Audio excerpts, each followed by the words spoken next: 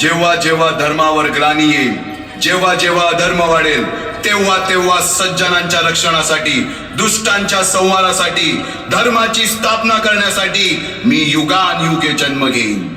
अशीच काहीशी परिस्थिती जेव्हा या महाराष्ट्रात निर्माण झाली, 1-2 वर्ष तब्बल 350 वर्ष हा महाराष्ट्र अंधारात होता. आणि हाच अंधकार दूर करण्यासाठी एका युगपुरुषाने जन्म घेतला.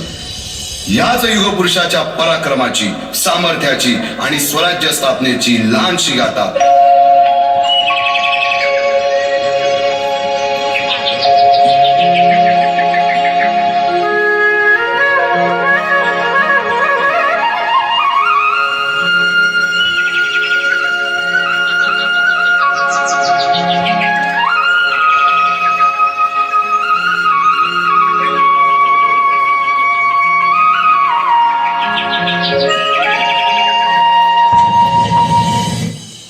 महाराष्ट्र असा सुखाने नांदत असताना एक दुष्ट काल यवनाची वक्रदृष्टी महाराष्ट्रावर पडली. महाराष्ट्र परकीय स्वाऱ्यांच्या टाचेखाली भरडला जातो. अपहरण, अपमान, जुलूम, जबरदस्ती, अन्याय, अत्याचार, मंदिरांची तोडफोड, स्त्रियांची, धनधान्यांची लुटालूट थांबत नव्हती. जेव्हा आपल्याच घरात गोठ्यातली गाय आणि घरातील माय असुरक्षित होते, तेव्हा घरातलाच अंधकार मनात घर करून बसतो. अशा वेळी साधू, संत, लहान, थोर, लेकी, बाळी अवघा महाराष्ट्र देवाला गाराणं घालतोय. अरे जेजुरीच्या खंडोबा, पंढरपूरच्या विठोबा, तुळजापूरच्या भवानी आई, दारुगड, दारुगड आई, दारुगड.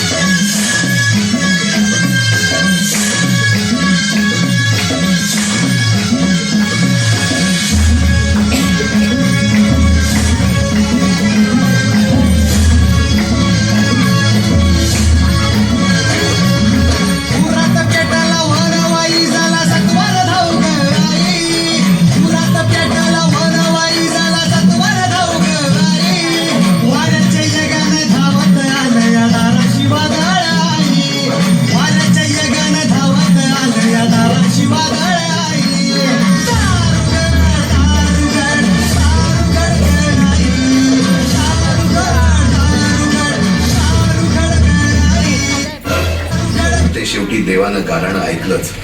शालिवन शके 1551 शुक्ल नाम संवत्सर, उत्तरायण शिशिर ऋतू, फाल्गुन वद्य तृतीयेला सायंकाळी शुभ लग्न उदित असता कलियुगातील नरसिंहाचा, ग्रहमंडलातील सूर्याचा, नक्षत्रातील ध्रुवाचा, या सम छत्रपती शिवरायांचा शिवनेरीवर जन्म झाला.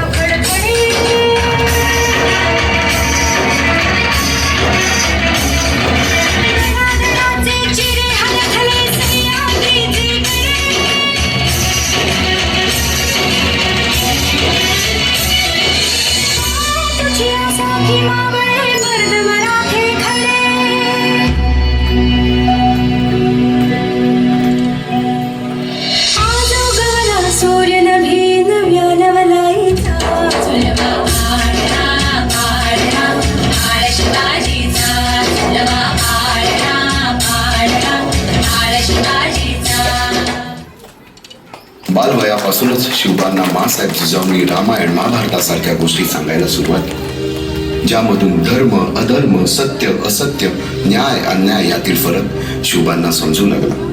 तसेच शस्त्रास्त्र व शास्त्र या शिक्षणासाठी शहाजी राजांनी अनेक कर्तबगार माणसे नेमली, जसे की दादोजी कोंडदेव, बाळकृष्ण पंत, रघुनाथ पंत, शामराज पंत अशा अनेक कर्तबगार माणसांच्या नेतृत्वाखाली महाराज बालवयापासूनच घडू लागले.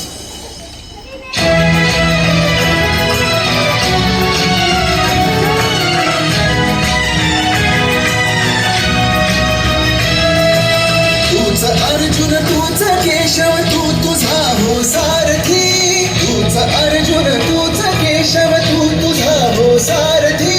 करुणी मारगणी वावर दे भूमीस आहुती, करुणी मारगणी वावर दे भूमीस आहुती. तूच अर्जुन तूच केशव तू तुझा हो सारथी, करुणी मारगणी वावर दे भूमीस आहुती. एकटे नेतृत्व कधीच साम्राज्य उभे करू शकत नाही. त्यासाठी तशी कर्तबगार माणसे, निष्ठावन मावळे घडवावे लागतात. शिवरायांनी असे सवंगडी त्या वयापासूनच पारखायला सुरुवात केली. तानाजी मालुसुरे, सूर्याजी मालुसुरे, यसाजी कंक, सूर्याजी काकडे, बाजी जेले आणि अशा अनेक सवंगड्यासमोर शिवबांनी शपथ घेतली स्वराज्याची, शपथ घेतली स्वराज्याच्या बांधणीची.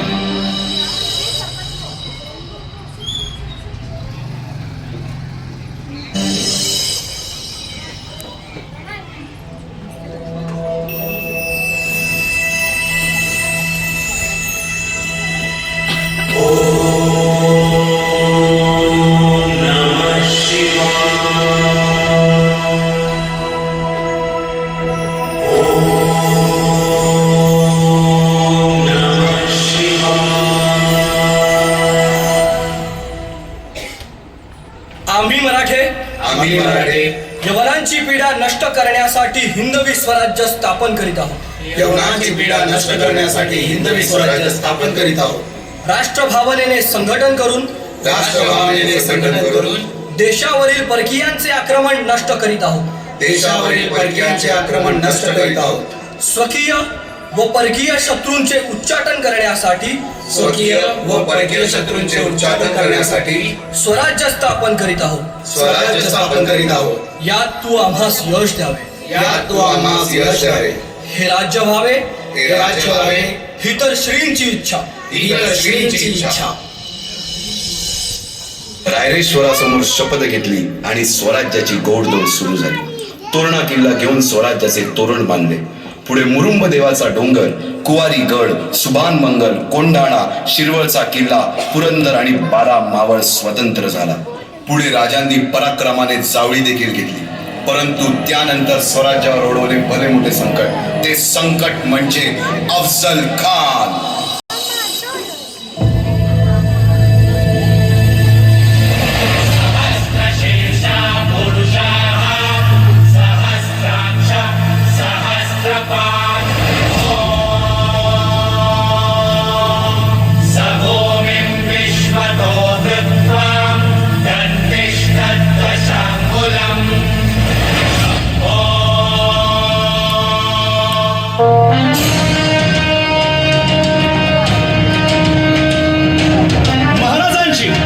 शिवाजी महाराजांची कीर्ती बेफाम होती.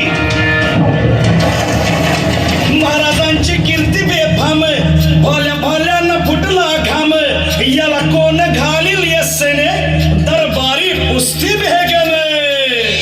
बडी बेगम म्हणजे अली आदिल शहाची आई बर का. नजरेत तिच्या अंगार दरबार झाला गपगार. कुणी घेईना पुढाकार, साऱ्यांनीच मानली हार. इतक्यात अचानक एक सरदार उठला, बोलला, हम लाएंगे शिवाजी को. आणि त्यानं विडा उचलला. नवतेच अफजल खान, नवतेच अफजल खान. जिता जागता जणू सहिताने. कान बोलला छाती ठोकून, शिवबाला टाकतो चिरडून.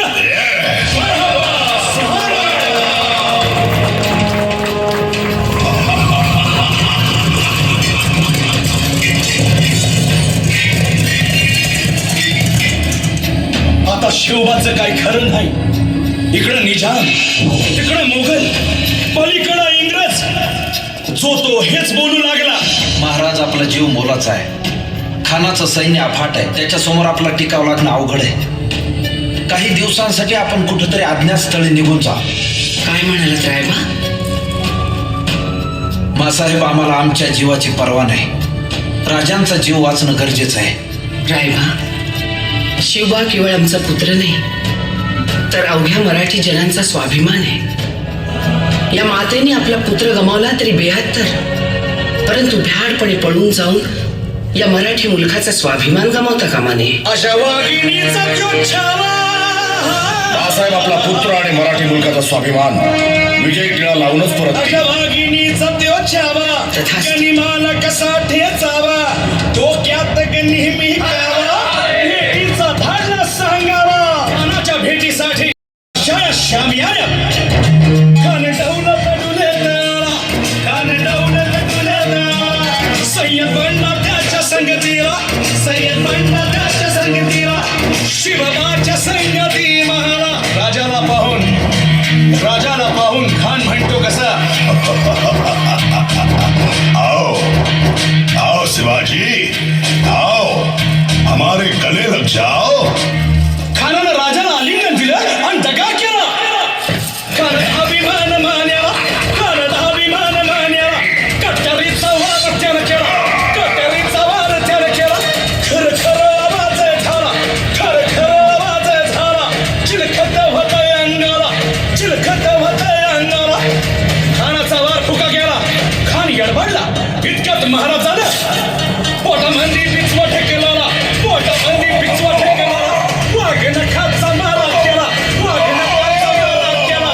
टरा टरा फडलं पोटाला, टरा गेला खानाचा पोटा. हाय रे आलाजी, हाय रे आलाजी, हाय रे आलाजी.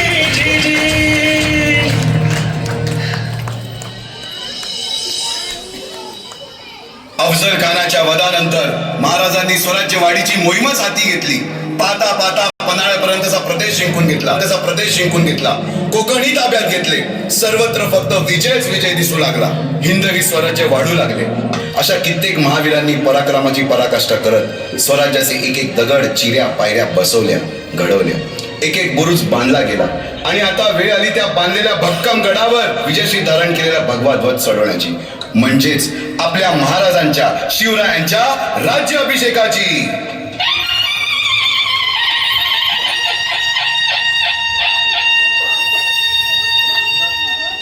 350 वर्षाच्या काळारात्रीनंतर अरुणोदय झाला. भगवंतांनी दिलेला शब्द खरा झाला. हिंदवी स्वराज्य स्थापन करणारा, यवनांची पीडा नष्ट करणारा जाणता राजा राज्याभिषेकासाठी सज्ज झाला.